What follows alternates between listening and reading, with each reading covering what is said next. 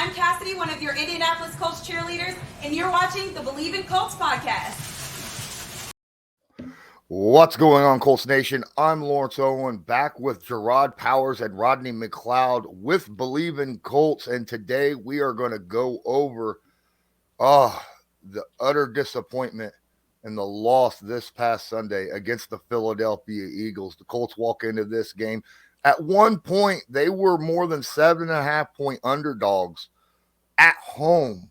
It was ridiculous. No one gave the Colts a chance in this game. And to be honest, the Indianapolis Colts led this game for the first 97% of the game. 97%. So it was an utter disappointment to fans, players, coaches, everybody who were rooting for the Colts when Jalen Hurts took that little scamper there at the very end to get that score, and then Matt Ryan wasn't able to answer with the rest of the offense with about a minute and a half and a timeout left. And it sucks. But Jerraud, your overall thoughts about the game this past Sunday?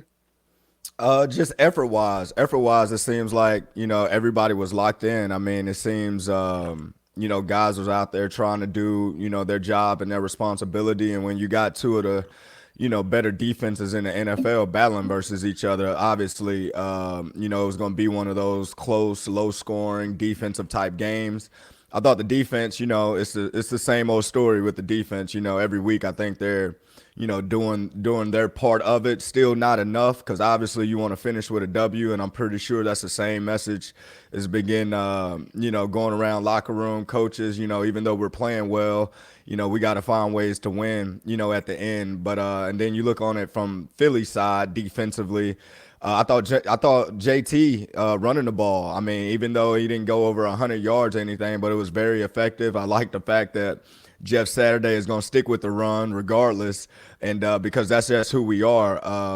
You would hope that we could have got more explosives on offense, but again, you're talking about one of the top defenses in the league in Philly, and they haven't been giving up explosives or any big plays like that all year. So it came down to, like Rodney was alluding to a couple pods ago, is just what defense was going to break or what defense is going to make the play, or whatever the case may be. And Philly did a good job in scheming up some of those, QB draws and QB runs at the end of the game, man. And, I mean, it hurts. I know Rodney hurt. I've been in games like that to where you just felt like, you've done everything possible. You played great, and then you look up at the end and you lost. I remember we played Seattle when I was in Arizona, and we sacked them like 9 times, had 2 picks and all that, and then you look up at the end of the game and you lose. So it happens, but I mean, I was pleased with the effort though. Guys just laying it all out there. Offensive line look a little bit better. But overall, as a team, I do think we look better than we did, a couple weeks ago, last week, and all those type of things. Rodney, what your overall thoughts? Yeah, man. This one hurt, of course, for many different reasons. But to dominate or have control of the game for majority up until that fourth quarter mark with a couple minutes remaining, it sucks. Just to know how hard we fought, and like you guys said, the effort, the level of effort, the passion, the fight that we had, the determination. I think all those things showed. Just speaking from a defensive standpoint, I feel like we put on display like why we're one of the best, but we also in that moment, that closing moment, we have to seal the game. We have to find a way to get them off the field, to stop them. I mean, it's two great teams going at it, to be honest. And so it's just unfortunate that we didn't come away with the victory. And you got to live with it. You can't continue to dwell on what happened. You have to move on. But this one, I feel like we kind of let slip away. Just didn't capitalize on enough opportunities. Yeah, I completely understand, Rodney. But like I said, there was, the betting line had the Eagles winning, and I've seen some betting lines where it was almost at +10 earlier in the week. But if you want to bet BetOnline remains your number one source for all your betting needs this season. You'll always find the latest odds, team matchup info, player news, and game trends at BetOnline. As your continued source for all sports wagering information, BetOnline features live betting, free contests, and giveaways all season long. Always the fastest and easiest way to bet on all your favorite sports and events, whether that's NFL, NBA, NHL, MMA, tennis, boxing, even golf. Head to betonline.ag to receive your 50% welcome bonus on your first deposit. Make sure to use the promo code BELIEVE, that's BLEAV, to receive your rewards. BetOnline, where the game starts. Rodney, I would like to. There'll be my first couple questions. I'm gonna try to get your insight on what you saw on a couple certain plays, and one of them that I was watching as I was going through the all 22 last night was that tight end screen that you read right off the bat and got that beautiful tackle right in the backfield before the offensive lineman even came out to make the blocks. You went right to your designated point and made that tackle before he ever got back to the line of scrimmage. What was you seeing on that play? Yeah, I think you're talking about the running back screen. Yeah, I'm sorry, running back screen. Yeah. I think it was like 3rd and 10. Really just, doing my job, to be honest. On that play, a couple of us are kind of working together. Then we had a pressure on. So it's everybody just being where they need to be. Great communication. As I think AJ Brown started the motion down. So me and the corner are working, and then I'm passing it off to the linebacker, end up in the right spot, locate the running back. And at that point, I see the lineman and I'm like, okay, I got a trigger. And so I got a little bit of assist from Z as he was on his path to the quarterback. And it just worked beautifully, man. That's one thing. It's complimentary football. Everybody doing their job at the right time.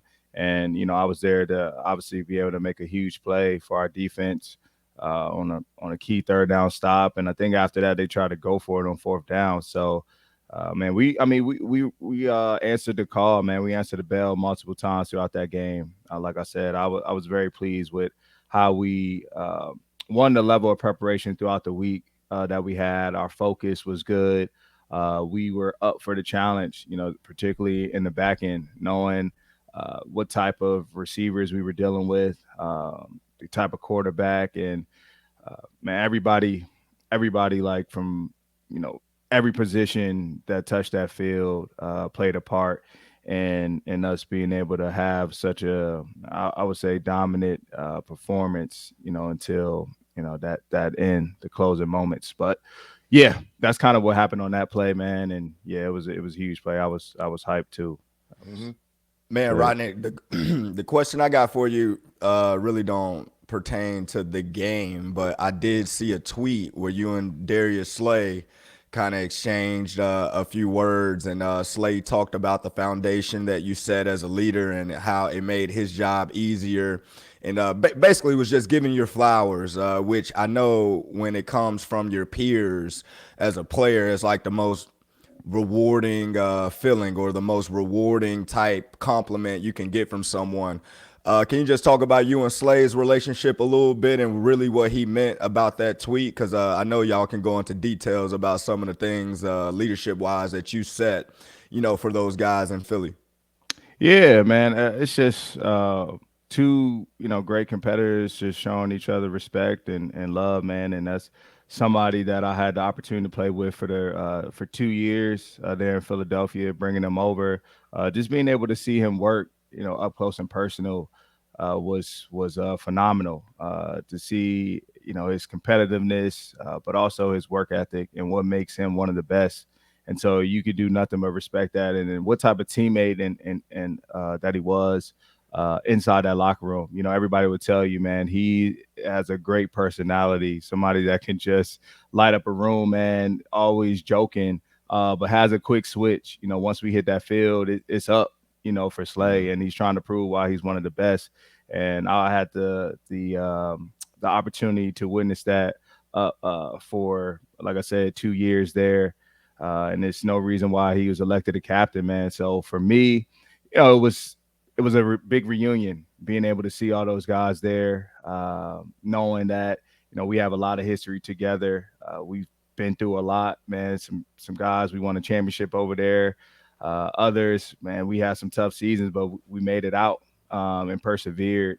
And I think, that's what he's really speaking to, is that leadership, that culture that was set there way before I got there, to be honest. I just had the opportunity to make sure that, I will continue to pass the torch on to me, and I'm going to continue to make sure that culture is in place and that people understand, what they're getting themselves into when they enter that building. So I've now passed it on to Slay and the rest of those guys to, continue to do what they do best, man, and wishing them nothing but the best. And it was good to be able to just line it up, compete against them. We talking trash on the sidelines throughout the game, of course, but at the end of the day, it's all love and it's family. Absolutely. Thank you for watching Believe in Colts with myself, Jerraud Powers, and Rodney McLeod. Please don't forget to smash that like button. Hit subscribe if you're not subscribed. Tag that notification bell so that you are notified next time we upload a video, because there's a minimum 3 a week every Tuesday, Wednesday, and Thursday. If there's other ways that you would like to support this channel, check out the description of this video for ways you can check out the merch shop, follow us on social media, and then, of course, a donation link. All support is welcome. Let's get back to the show. Let's break down that play. All right, and I think all three of us know what play I'm talking about. What did you see from the safety position as you was watching and that hole opened up for Hurts to take off? That hole was so big that you could have drove a semi that holds, like a trailer, not just a regular trailer, but like a house behind it. It was a massive hole. Yeah. What happened on that play that you saw? It was a great play call, to be honest. They actually ran it in the first half, and I think I actually ended up making the tackle the first time on it, believe it or not. Mm-hmm. And after the play, I thought to myself, like, did they just lead up with the running back? Because it's a 3-by-1 formation, gone far, and it was unexpected. And I think in that moment, even 3rd and 8, game on the line, I think I was saying in the huddle, I don't really expect them to try to gain all of this back in one play, knowing that, they're ultimately going to go for it on 4th down. We talked about it throughout the week. They want to run it in. They are heavy run team when it comes down to the red zone, just because of the QB factor, the offensive line, and great running backs that they have. There's no real need to throw the ball, right, when you have those sorts of players. But I did not expect them to go back to the draw and put the game in Jalen Hurts' hands, multiple times. 4th and 2, they're running with them. Yeah. Empty is a little different. They have a high tendency of draw, but 3rd and 8, 3-by-1 set, you're not really thinking they're going to come back with a QB run, to be honest with you. And they still had a threat to pass the ball. Mm-hmm. Like, if you look on that play, there's like a stick out by number 3 to the front side, backside. Smith is, running the corner off. And, we were disguising a little bit. And so, man, they dialed up a great play. You got to tip your hat to Sirianni on that, and Shane and those guys. It was a chess match, man, all day between him and Gus Bradley. And, they got us on that one. The other question, football related, I do got for you is, sometimes as players, how a coach always says there's always 5 to 7 plays in a game that determines the game. And then individually as a player, you remember all your plays that you're like, man, I wish I could have done this, or I wish I could have done that. Yeah. I'm watching the offense, and I remember the deep pass that Parrish caught on the sideline, and he stayed on his feet, and I was just like, man, if he could have scored a touchdown right there, because I want to say we end up kicking 3 or maybe something happened right there. Yeah, and I was just like, man, if we make a touchdown right there, we're up. It's pretty much 20. Game. Yeah, it's pretty much game. So is there any like one play individually that you can think about yourself that you was involved in that you're like, man, if I would have just jumped this, or if I would have just trusted this and made that play? Is there a play out there? Man, I mean, I probably would say maybe on that final drive, maybe that 4th and 2 play.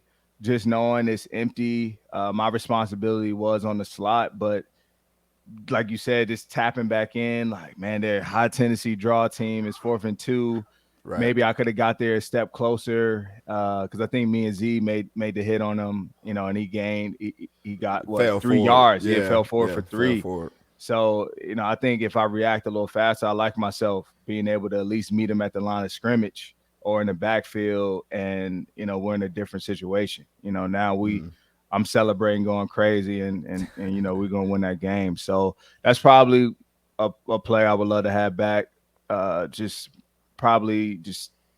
going back to believing what I see, tendencies, what I've seen all week, and really applying it. You know how it goes, man. You got a split second to think and try to assess what's going on, and that's what not too many people understand about the game, and us as players. Like, you got to respect that when you see a play that you repped all week, and then that moment, that light bulb comes off in your head, and you trigger, and you make it, and people don't know where it's coming from. But that goes back to just film study and your practice preparation. Yeah. So, for those of you watching who don't know, Rodney McLeod went to Virginia. There was an issue that happened. You had some cleats. I saw for this. I would like to give this a moment. You sit down, talk, but give your thoughts about the entire situation. Yeah, I mean, it's a tragedy, man. What transpired down in my UVA campus.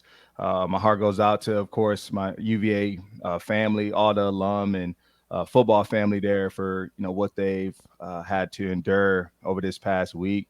But more importantly, the families, who lost 3 loved ones.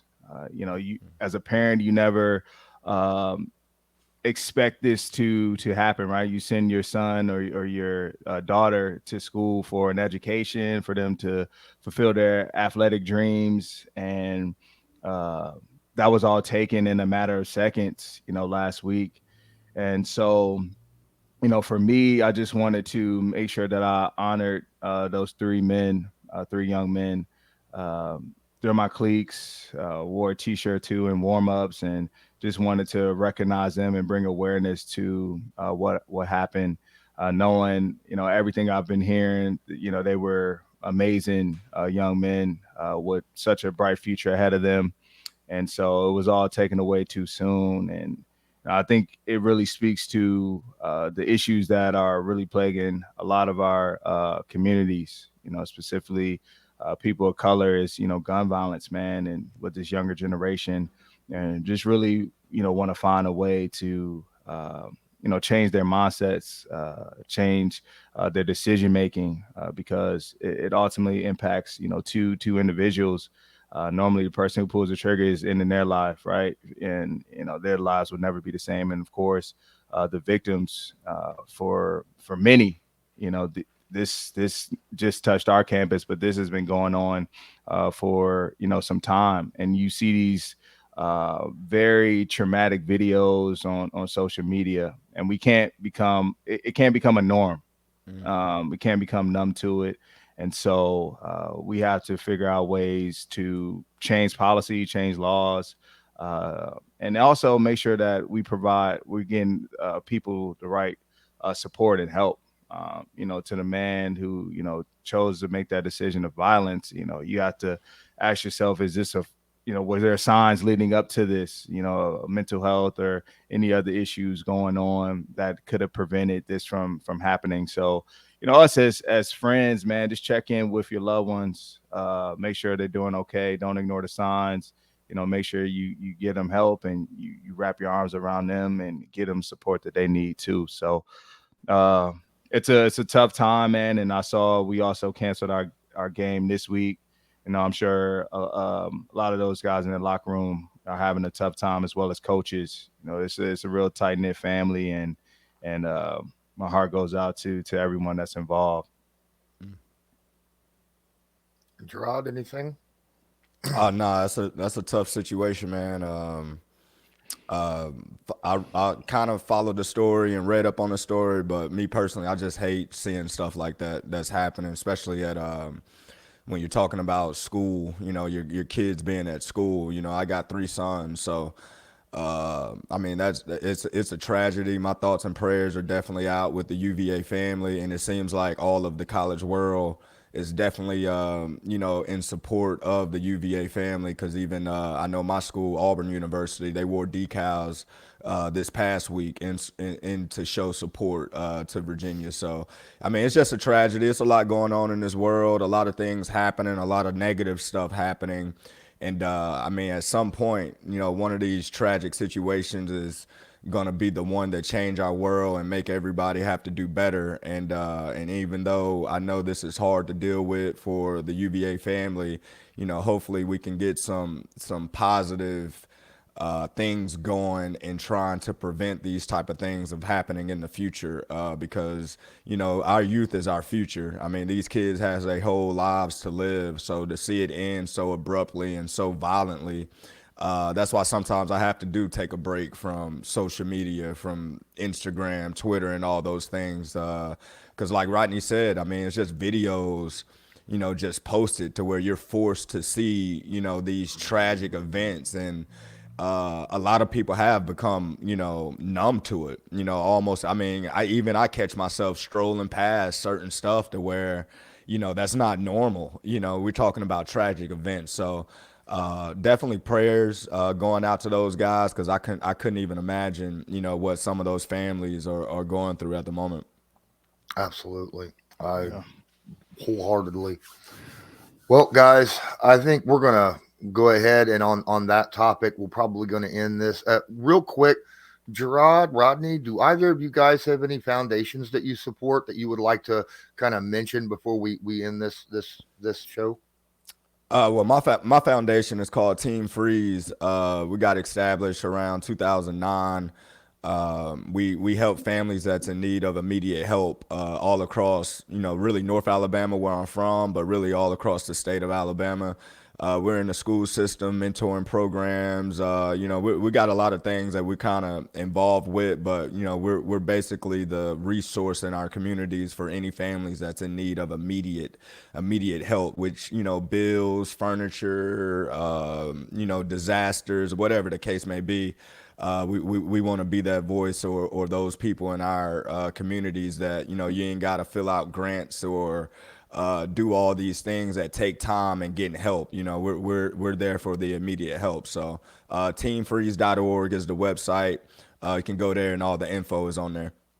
Rodney? I love that. My wife and I, we have our organization called Change Our Future that we started in 2020. So it's a youth development organization focused on mentorship, leadership, diversity and inclusion, and other civic engagement work as well.